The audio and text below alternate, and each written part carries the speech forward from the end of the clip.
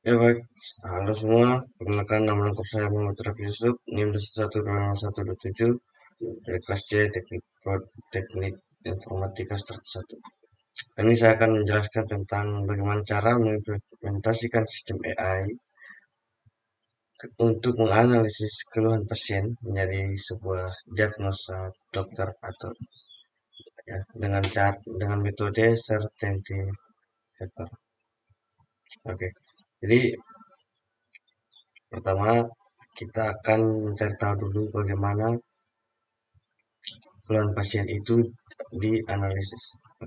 Pada pendahuluan, diagnosis medis itu merupakan salah satu aspek kunci dalam praktik kedokteran. Proses diagnosa yang akurat dapat dan tepat waktu menjadi krusial dalam menentukan perawatan yang tepat bagi pasien. Saat ini diagnosa dokter masih sangat bergantung pada informasi subjektif yang diberikan oleh pasien serta pengamatan dari penilaian klinis dokter. Oke, dari pernyataan singkat ini, bahwa inilah yang akan menjadi acuan kita untuk mengembangkan sistem AI yang mengubah data subjektif tadi ya, menjadi sebuah jawaban yang dibutuhkan oleh pasien nantinya. Artinya jawaban dari AI nanti ya, yang jawabannya ini nanti akan diterjemahkan ke dalam bahasa kedokteran. Ya, lalu kemudian dari bahasa kedokteran itu akan diberikan lagi kepada pasien agar pasien bisa mengerti. Baik, jadi inilah cikal bakal dan menjadi tujuan penting untuk pengembangan AI. Ini adalah acuannya. Oke, jadi dengan perkembangan era teknologi informasi dan kecerdasan buatan muncul potensi untuk memanfaatkan data dan analisis. Ya. Jadi data dan analisis yang subjektif tadi dikumpulkan ya dengan cara certainty factor, dengan metode certainty factor dikumpulkan. Ya, jadi semakin banyak informasi subjektif yang dikumpulkan, maka akan mempunyai peluang kurang lebih 8-90% untuk menjawab keluhan dari pasien. Bukan hanya data informasi subjektif saja, tetapi juga dari data-data seperti data-data catatan hasil lab dokter, alergi makanan dari pasien, dan juga apa-apa saja yang pasien itu merasakan bahwa dia alergi terhadap sesuatu selain dari makanan. Oke, kemudian ini adalah metode penelitiannya. Data penyakit dan penanganan yang direkomendasikan ditunjukkan pada tabel berikut ini. Tabel 1 penyakit. Penyakit nama penyakitnya adalah dyspepsia. Jadi kami sudah mengumpulkan beberapa data penyakit untuk kami analisa. Jadi pertama itu dyspepsia, dikenal juga sebagai penyakit keluhan nyeri lambung atau sakit mak. Ini adalah penyakit mak dan ini adalah bahasa Latinnya. Dan cara penanganannya, mengonsumsi makanan yang lebih sering dengan porsi lebih sedikit. Oke. Lalu hindari melewatkan waktu makanan, hindari makanan yang dapat memicu perut sakit atau non-ulkus, lalu punya makanan dengan perlahan hingga halus. Nah, jadi obat penyakit mah itu hanya ada satu ya, dari pengalaman pribadi saya untuk penanganan yang paling tepat yaitu makan tepat waktu.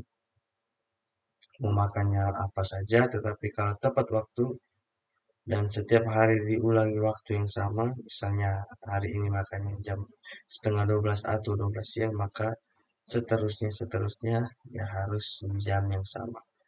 Itu mungkin untuk penanganan yang paling sederhana.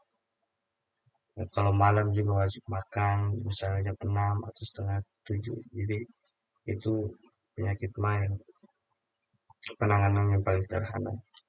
Oke, kita lanjut ke penyakit yang kedua yaitu ISPA, infeksi saluran pernafasan akut. Yang menginfeksi saluran pernafasan yang dapat menimbulkan gejala batuk, pilek, disertai demam. Penyakit ini sangat mudah menular dan dialami siapa saja, terutama pada anak. Oke, ini adalah Cara penanganannya, usahakan waktu tidur anak cukup. Banyak berikan minum pada anak. Anak dibantu untuk membuat ingusnya mati. Anak berkumur dengan air garam hangat untuk meringankan sakit pada tenggorokan. Gunakan petroleum jelly untuk dioleskan pada bagian luar hidung guna mengurangi iritasi yang disebabkan keluar masuknya udara pada hidung saat anak bernafas. Kelembapan ruang selalu dijaga selagi anak agar anak mudah bernafas. Jauhkan asap rokok dari anak. Oke. Penyakit ISPA ini jika kita ini seperti pilek ya. Jadi pengalaman pribadi saya juga kalau saya sudah merasakan tanda-tanda pilek ya itu caranya yang paling biasa saya lakukan ya minum air hangat. Setelah saya minum air hangat merasa kebaikan juga. Tapi kalau belum merasa baikan ya kita bergerak. Misalnya bergerak itu seperti sapu halaman atau segala macam yang bisa membuat badan kita itu berkeringat. Jadi kalau pilek ya selain dari minum air hangat kita juga bergerak agar keringat dan keringat yang panas itu bisa mencairkan atau menegakkan hidup kita. Itu yang pengalaman pribadi saya. Lalu sekarang kita ke penyakit ketiga, gastritis. Itu penyakit lambung yang disebabkan karena peradangan dinding lambung. Dari makanan yang pedas, usahakan makan yang porsi kecil tapi sering dan silakan porsi-porsi sehari. Usahakan konsumsi makanan yang rendah, makan sementara waktu supaya lambung tidak bekerja terlalu keras. Diperbolehkan konsumsi daging tak berlemak, misalnya dada ayam atau bakar. Oke. Jadi untuk penyakit ini ya, ini untuk orang-orang yang mungkin lambungnya itu tidak kuat dengan makanan-makanan yang pedis atau yang baru mencoba untuk makan makanan pedis ya.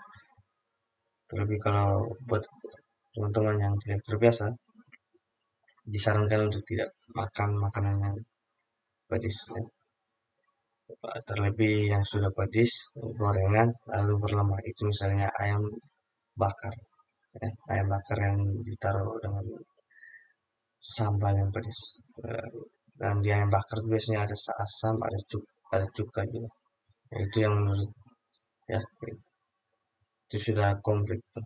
Kan terus kalau di sini katanya ada goreng ya, berarti ayam bakar kan dibakar. Tapi waktu di dalam pembakaran biasanya orang-orang itu menaruh minyak biar ayamnya itu biar bumbunya meresap. Terus ada minyak, ada lemak, ada asam dan cuka. Ya, jadi penanganannya ya normal ya, makan tepat waktu dan juga hmm, tidak berlebihan. Yang penting makannya tepat waktu, makan secukupnya.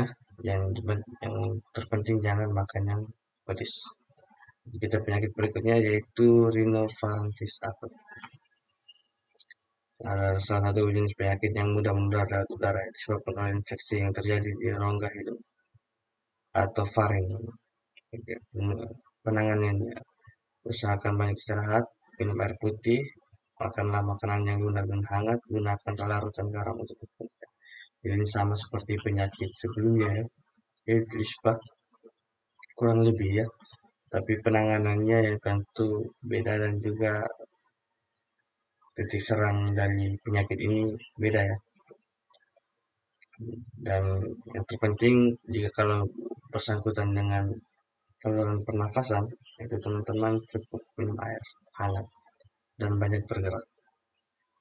Yaitu penanganan yang sederhana ya, yang bisa dilakukan dari rumah. Kalau diabetes, oke. Diabetes ini ya, kalau dilihat dari sini itu penyakit yang disebabkan oleh kebanyakan minum atau mengonsumsi gula. Ya. Jadi jadi makanan yang manis-manis seperti apa?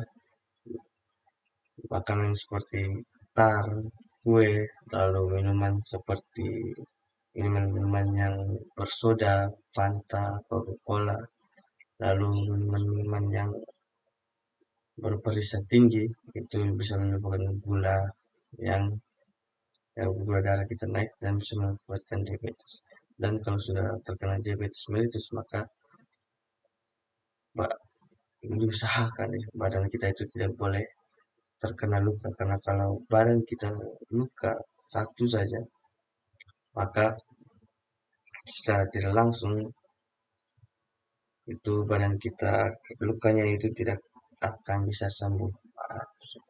Semakin parah dan semakin parah lukanya dan yang akan menyebabkan kepada amputasi, biasanya seperti itu untuk para pengidap penyakit diabetesnya. Jadi penanganannya ya cukup kita makan buah-buahan dan sayur-sayuran kalau bisa ya, sayur-sayuran mentah dan juga buah-buahan mentah. Ya, buah-buahan memang bisa mentah ya. Sayur-sayuran itu dianjurkan untuk makan yang mentah, misalkan apa, tomat, lalu terong, ya, yang bersoda ya, lalu olahraga dan batasi gadget. Oke, batasi gadget ini maksudnya ialah kita dibatasi untuk tidak hanya berdiam ya, karena kalau kita bermain gadget berarti sama dengan kita hanya berdiam. Sedangkan pada poin D itu kita diminta untuk berolahraga. Makanya pada poin E itu dibatasi gadget supaya kita lebih banyak berolahraga, bukan berdiam di tempat ya. Jadi batasi gadget ini dalam tujuan untuk kita, apa, si pasien itu tidak hanya berdiam, jadi lebih banyak berolahraga. Maksudnya seperti itu. Lalu gastroenteritis akut atau diare ya, yang buang air besar tidak normal ditandai tinja yang encer dengan frekuensi lebih sering dari biasanya. Oke, penanganannya konsumsi makanan yang teksturnya halus yang mudah dicerna. Anak jangan diberikan makanan yang mengandung susu. Anak jangan diberi obat diare yang tersedia bebas tanpa sebab. Oke, dari pengalaman pribadi saya untuk yang pertama sedang diare seperti ini, tapi belum separah itu ya. Jadi hampir pernah di muntaber. Ini cara penanganannya.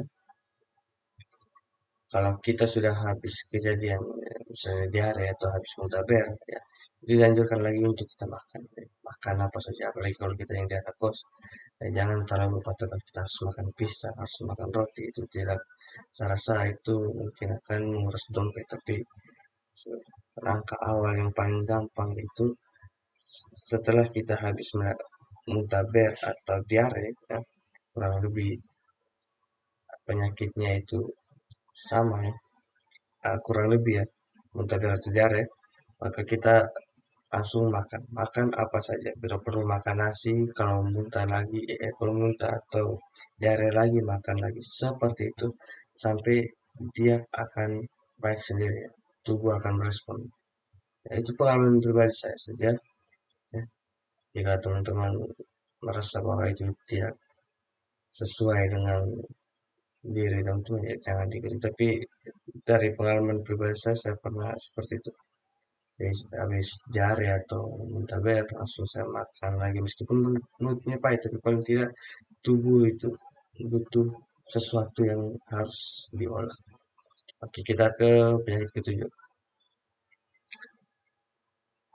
vulnus laceratum atau laserasi robek. Ada luka yang disebabkan karena benturan dengan benda tumbuhan. Luka yang ciri-cirinya ini adalah tepi luka tidak rata dan pendarahan sedikit yang dapat menyebabkan risiko infeksi. Biasanya pendarahan dapat barisan luka ringan atau berhenti sendiri. Jika tidak berhenti, maka beri tekanan lembut pada luka dengan kain yang bersih dan posisikan luka menghadap ke atas. Jadi ini seperti luka-luka kecil. Kalau teman-teman pernah mengalami masuk jalan terus kesandung batu lalu jatuh lukanya apa? Oke, saran saya sederhana ya. Ini luka-luka seperti ini ya, teman-teman cukup, kalau alkohol itu terlalu pedis buat teman-teman ya, teman-teman cukup menggunakan cairan disinfektan atau ya disinfektan itu hand sanitizer ya. Hand sanitizer itu sudah mengandung alkohol dan juga beberapa cairan, beberapa bahan-bahan kimia yang ampuh untuk membunuh bakteri. Maka luka kita ya, secara langsung itu mengandung bakteri ya, karena gesekan dengan tanah yang kotor, lalu bakteri itu dengan cepat masuk ke dalam tubuh kita. Maka kalau teman-teman tidak punya kain di waktu itu, hanya ada disinfektan, ya boleh teman-teman semprotkan, dan itu justru lebih bagus dan lebih cepat mengeringkan lukanya. Dan saran saya, jangan pernah menutup luka itu.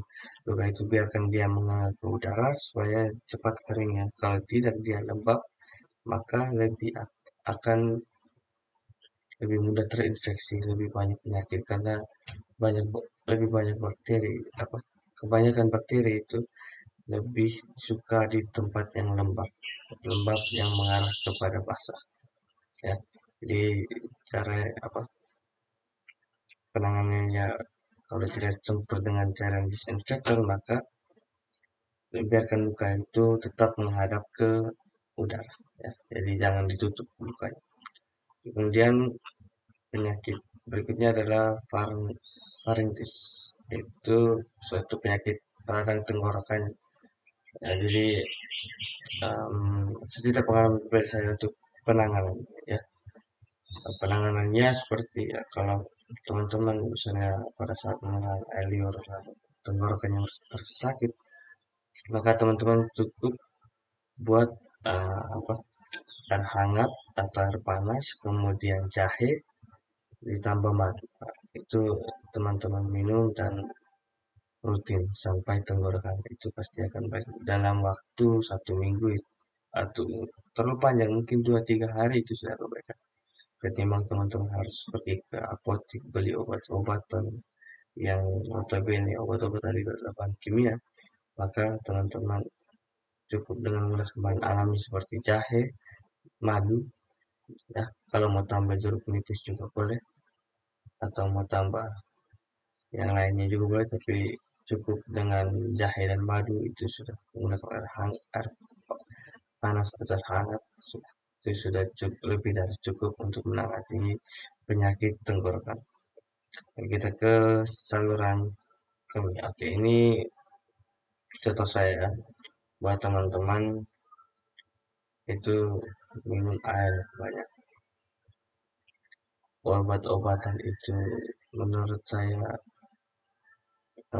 lebih akan merusak kerja hati ya, kerja hati, karena hati ya, itu yang mengolah keluar masuknya racun. Maka jika teman-teman tidak ingin hati kita itu lebih rusak lagi karena terlalu banyak obat yang diberikan, maka minum air adalah solusi yang paling cepat. Jadi teman-teman hanya minum air kalau rasa ingin kencing atau buang air kecil ya, tinggal teman-teman ke kamar mandi, minum air lagi, ke kamar mandi, minum air lagi, ke kamar mandi, begitu terus sampai ya seperti kita cuci cuci gelas ini, kita tuang air, kita cuci airnya kotor, buang airnya kotor, buang, seperti itu. Sederhana, jadi tidak ada penyakit yang harus penanganannya serius, cukup dari diri kita sendiri. Tapi kita ketahui berikutnya, ini ada beberapa gejala ya, yang kita rangkum dengan metode certainty factor berdasarkan penyakit-penyakit ini ya. Jadi penyakit-penyakit yang telah saya sebutkan tadi ya, kita bisa simpulkan ke dalam beberapa gejala-gejala ya, yang kurang lebih banyak pasien itu merasakan gejala yang sama, dan pasti dari gejala-gejala ini maka punya penyakit yang sama juga. Nah, dan untuk sementara data-data kita masih seperti ini karena memang dalam tahap pengembangan. Yang akan lebih besar lagi, maka nanti kalau sudah lebih besar lagi, maka misalkan saja penyakit gejala dengan pada gejala G05 muntah ya, misalnya dengan nama gejala muntah ya, gejala muntah, maka muntah ini bukan hanya lagi kepada diare atau mungkin kepada muntaber ya, tapi bisa lebih kepada arah yang lebih besar lagi, misalnya penyakit-penyakit yang berkaitan dengan muntah ini ya.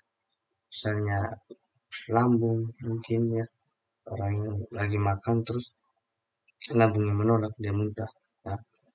Atau kemudian dia dalam perjalanan mungkin mabuk laut ya, itu bisa saja. Jadi akan lagi kita kembangkan dengan nama-nama gejala seperti ini ya. Jadi nanti di aplikasinya, aplikasinya itu akan mendeteksi kata-kata dari nama gejala. Jika ada yang cocok, maka misalnya apa, ada pasien yang memasukkan data, oh, kalau dia mengatakan bahwa oh, saya memiliki gejala atau keluhan nyeri pada perut, oke. Secara otomatis dia akan menyeleksi kata nyeri pada perut. Di aplikasi itu secara otomatis akan menyeleksi nyeri pada perut. Nah, setelah dia menyeleksi, maka dia akan mencocokkan, oh, kalau gejalanya ini, maka kodenya G01, maka kode G01 ini akan mencari manakah yang data-data yang cocok. Jadi cara kerjanya aplikasi kami nanti kurang lebih seperti itu. Kita akan rule-nya, ya. Teman-teman bisa perhatikan rule-nya seperti ini. Jadi semakin ke bawah semakin kompleks ya, semakin kompleks semakin besar. Lalu proses diagnosa itu menentukan sebuah keputusan. Jadi dari diagnosa ini, jadi dari gejala, setelah gejala ini mencocokkan dengan data penyakit, lalu dari data penyakit itu akan muncul sebuah diagnosa. Nah, dari diagnosa itu akan muncul lagi sebuah keputusan final terkait penyakit yang diderita dan cara penanganan dan untuk si pasien.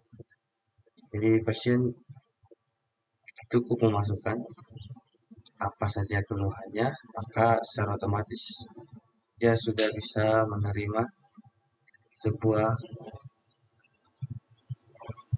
dia sudah bisa menerima sebuah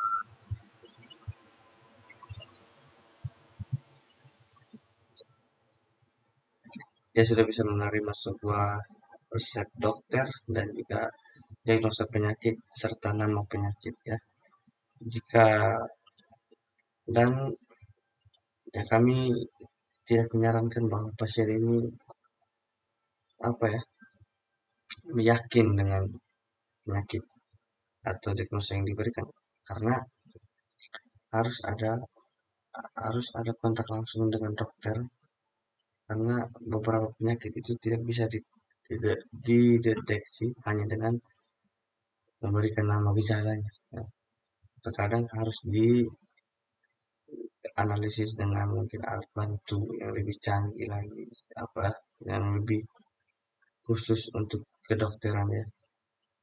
Misalnya penyakit-penyakit yang ada di jantung, misalnya jantungnya, itu harus menggunakan stetoskop untuk mendeteksi detak jantung, atau mungkin menggunakan alat ya yang bisa membaca detak jantung dan segala macam. Oke, hasil hasil dari pembahasan ini tentang aplikasi seni bakar menunjukkan dengan hasil yang terlihat pada gambar 5 ya. Oke, jadi ini hanya masih dalam tahap awal ya, hanya seperti ini ya hasil diagnosa penyakit. Kita coba zoom. Oke, ini nama penyakit ya. Nah, ini 98%. Nah, jadi ini gejala yang dialami. Ya, tapi ini karena masih dalam bentuk data ya. Ini menurut saya ini masih dalam bentuk data, bukan naturalis atau bahasa alami ya. Karena nanti tidak semua pasien itu paham dengan data yang seperti ini ya. Tapi data ini akan kita tetap kita tampilkan nanti dengan memunculkan sebuah tombol detail atau info lebih lanjut, maka inilah yang akan menjadi acuan kalau pasien masih kurang yakin dengan awalnya. Tapi nanti hasil yang diberikan di awal itu kan seperti ini, karena dikhawatirkan tidak semua pengguna atau pasien itu mengerti dengan apa yang diberikan data konkret seperti ini. Oke, kemudian ini ada tabel-tabel penyakitnya yang sudah digabungkan, yang dicocokkan tadi, dan ini gejala-gejala yang kita cocokkan ya. Gejala-gejala ini ya hasilnya teman-teman bisa perhatikan. Oke, ini daftar gejala yang sudah kami rangkum ya. Jadi ini beberapa gejala dan penyakit. Jadi kurang lebih kami sudah memiliki tiga ya, minimal tiga yang sudah dihitung ya. Yang pertama tadi itu penyakit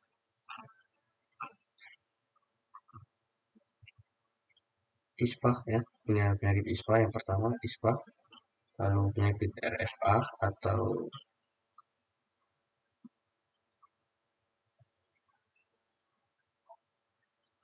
RFA itu penyakit rhinofaringitis akut. Yang terakhir adalah penyakit dispepsia ya. Kami sudah merangkum ya minimal tiga ya, dan sudah punya hasilnya yang keakuratan 99,9% ya. Itu yang ketiga. Oke, yang kedua juga sama ya, ini 99%, ini juga